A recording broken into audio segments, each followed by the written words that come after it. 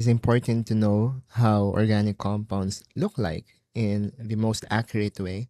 And to see that, we must see a little bit of their bonding and consequently their hybridization. But before we even tackle this word, maybe let's do a little bit of review of basic chemistry. We may remember that for atoms, they have individual orbitals and those have different shapes. We have four types: S, P, D, and F. But luckily for organic compounds, we don't really reach the D or F orbitals, only S and P.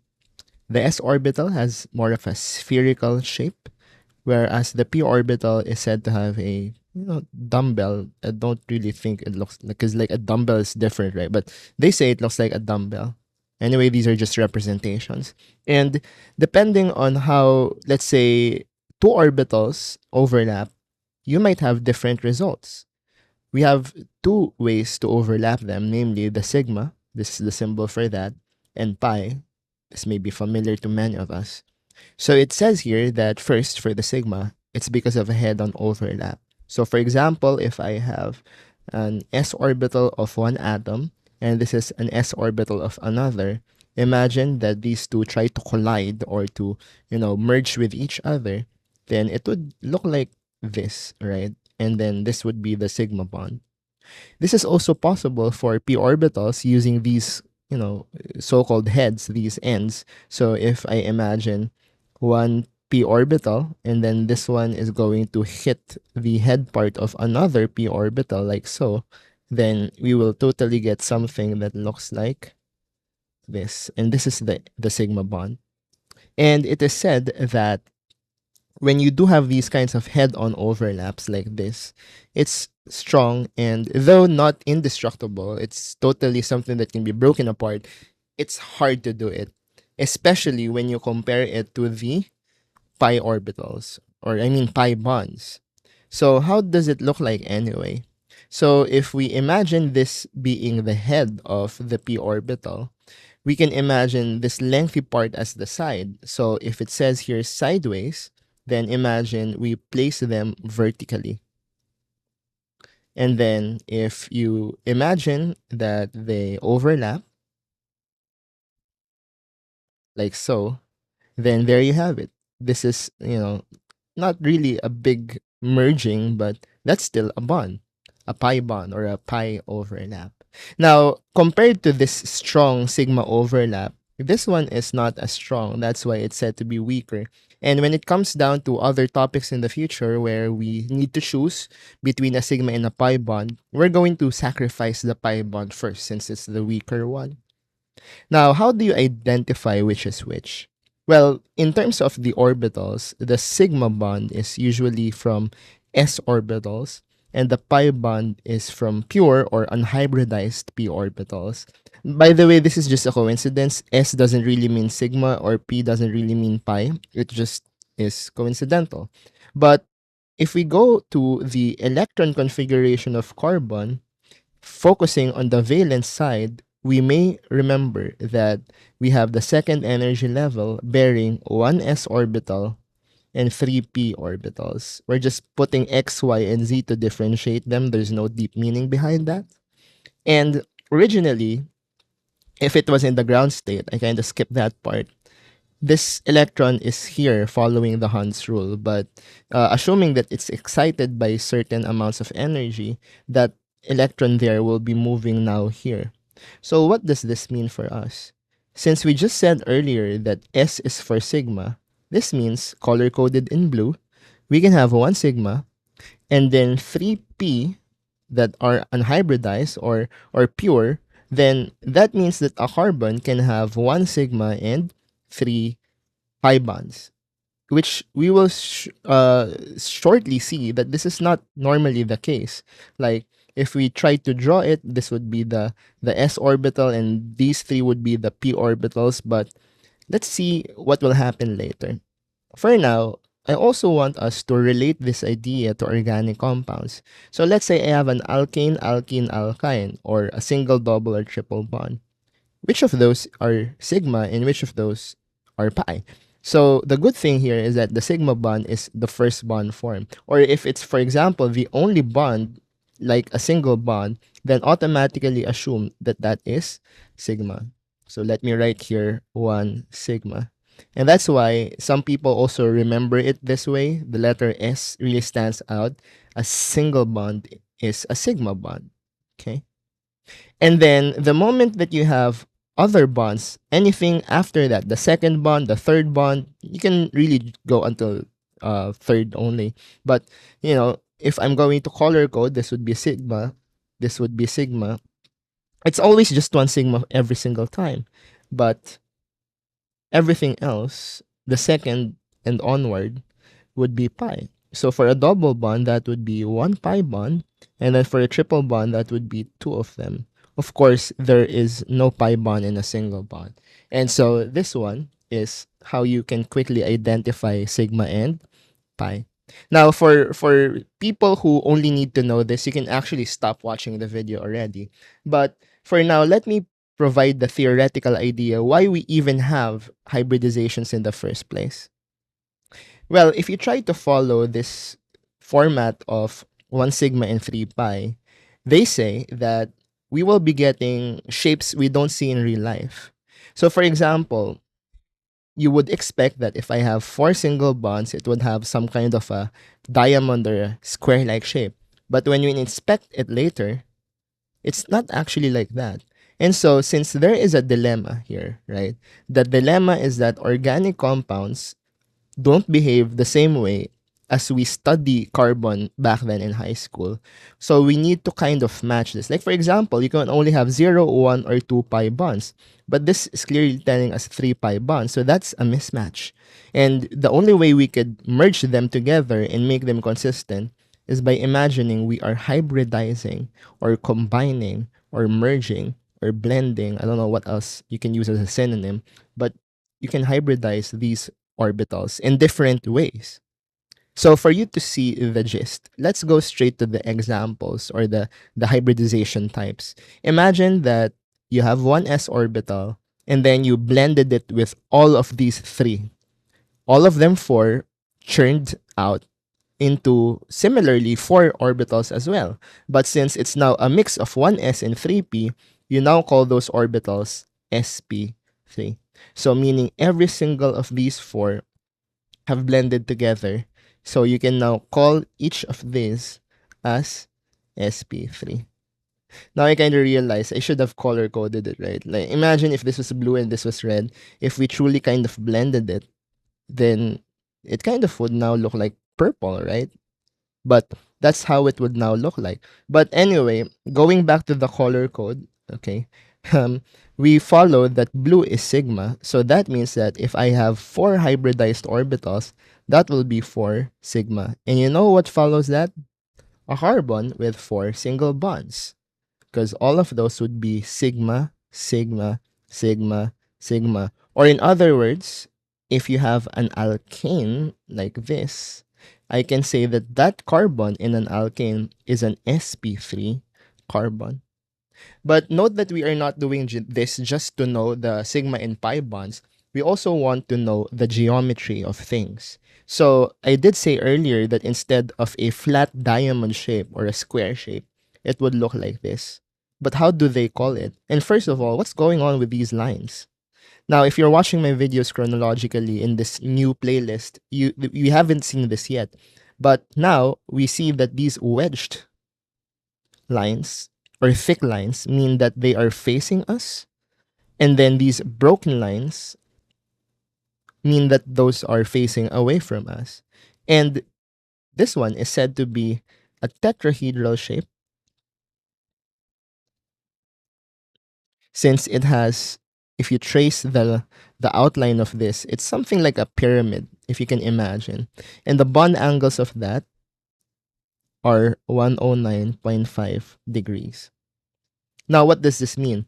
That we have here a three-dimensional structure since we have length, we have height, but the fact something is facing you or something is facing away from you, you also have depth, which is honestly very difficult to imagine, especially when you have to imagine spinning it when we, for example, discuss isomers. Okay?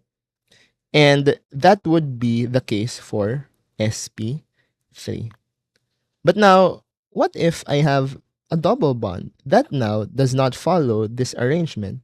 So you can imagine this time that from our original carbon, we blend this time three of them, leaving only the PZ behind. So if I do that, I blend one S and two P's. So you call those three sp2. So again, these three blended together become these three, which are called sp2 orbitals. And then the pz, or one of the p's basically is left behind, meaning 3 sigma 1 pi. And let me repeat that: 3 sigma 1, 2, 3, and 1 pi. Very fitting for that pi bond in a double bond, which means that if I see a carbon in an alkene like this, chances are I can call that carbon an sp2 carbon. But if I try to trace the outline of the bonds here, it will be some sort of a triangle shape, right? So that's why, and the bond angles of a triangle in this case are 120 from the inside. So that's what we would call trigonal planar. But if I were to be asked, planar is a more important word here because it literally means that your structure is flat, or should I say, two-dimensional. It only has length and height, but no depth. That's why if you have identified an sp2 carbon like this with a double bond or an alkene, you are not anymore allowed to draw wedged or broken lines because you are violating the supposed geometry of an sp2 carbon. And now, what if, for example, I just blend one S and one P, leaving two of them unhybridized? So you can call that SP1, but no one really calls it like that. They just call it SP. So you blend two of them, giving rise to these two at the bottom, which again are called SP. And then the other two P's are left unhybridized, giving way for 2 sigma and 2 pi. And this one can actually ask you to be a little creative because you can either have one single bond and one triple bond, knowing that you have two pi bonds there, or you can even have a single carbon holding two double bonds because that will also meet the quota of two pi bonds. So in short, what are your clues to know that your carbon is sp? Either triple bond, you have an alkyne, or you can have a carbon holding two bonds that are not separated. We call that accumulated arrangement. And since you have two alkenes, that's a diene. But in either case, whether it's an alkyne or accumulated diene, the geometry has been found out to follow something like a straight line, having an angle of 180 degrees. That's why it is linear, meaning to say that it is only one dimensional because it only has length. And now, let's try to translate this to examples of organic compounds. So, for example, if I have methane, CH4, when you write the four hydrogens of methane, it has to be in a three-dimensional arrangement. Because the moment you have CH4, those are four single bonds, you need to follow that of an alkane or that of sp3, which again is tough to imagine, but that's how it goes. In contrast, if I have something like benzene, try to inspect benzene. What do you notice? Every carbon has a double bond. So that means all of the carbons here are actually sp2, meaning everything here is planar. That's why in benzene, you're not allowed to draw wedge lines or broken lines because it should be completely flat. Okay? And what if I have an alkyne? This is also something interesting. The correct way to draw an alkyne is something like this. And upon seeing this for the first time, new students would probably be like, "Hey, what's going on? Why is this like why is the line stopping here?" And that is because you count this as carbon. So if you count this, it's not just two carbons, it's actually one, two, three, four. But why? Shouldn't it, if I have a next carbon, shouldn't we bend it? Normally, you do that, like in benzene, right? But in a triple bond, you have to respect the linearity of the sp geometry. If you want to bend it, if there's another atom next to it, that's the only time you bend that or up, okay? But it feels weird at first, but that's actually the geometrically correct way to draw it. Now, at this point, I've shared all that I want to share, that hybridization affects the number of sigma and pi's and it affects the overall shape. But now for people who want to, combine the idea of sigma and pi and the hybridizations, let's try to practice this one. You can actually pause to do it, but here we are being asked to determine the hybridizations of all carbon atoms. I have here a skeletal, and I have here a condensed version. Now, if you're willing to already know the answers or have already paused it, let me now go and answer them one by one. So, first, this carbon doesn't have a double or triple bond. That's kind of the fast way to know it's sp3. And actually, you can go head hunting for all of those carbons. Hey, all right, so I just need to find carbons that don't have a double or triple. This one, this one, this one, this one, this one. Did I miss something? Nah. So all of those are automatically sp3.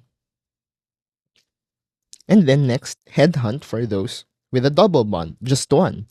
This one, this one, this one. And you might say, oh, what if it has a double bond on oxygen?